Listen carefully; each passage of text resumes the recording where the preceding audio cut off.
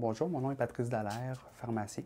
Je suis employé à la pharmacie David Lapierre à Chicoutimi-Nord. Donc, je vais vous expliquer aujourd'hui comment utiliser un crayon autopiqueur pour l'insuline. Donc, voici le crayon d'insuline qui est utilisé généralement. Donc, il faut l'ouvrir comme ça. On dévisse la capsule.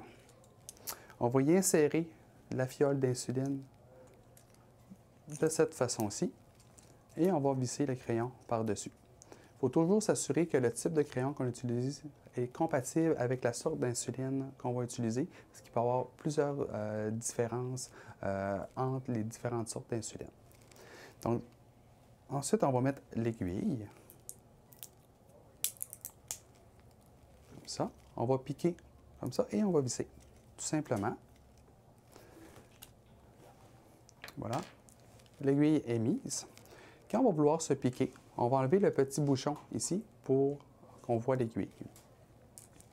Avant de piquer, très important de donner 2 unités. Donc, on va tourner ici comme ça. On va mettre 2 unités d'insuline pour enlever le vide d'air qu'il y a entre la bonbonne d'insuline et l'aiguille. Donc, on va peser sur le crayon. Là, on a vu qu'il y avait un petit jet qui est sorti et c'est suffisant. On est prêt à piquer. Donc, dépendant de la quantité d'insuline qu'on doit se donner, on va réguler ça avec le petit compteur ici. Donc, par exemple, si on doit se donner 10 unités d'insuline, on va y aller à 10.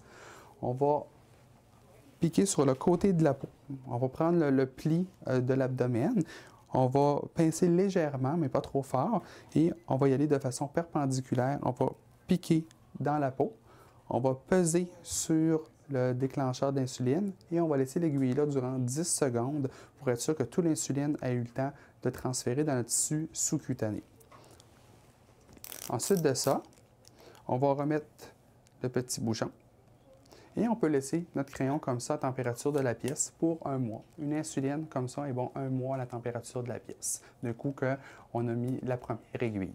À chaque fois, ce qui va être bien important aussi, ça va être d'enlever l'aiguille à chaque fois et utiliser une nouvelle aiguille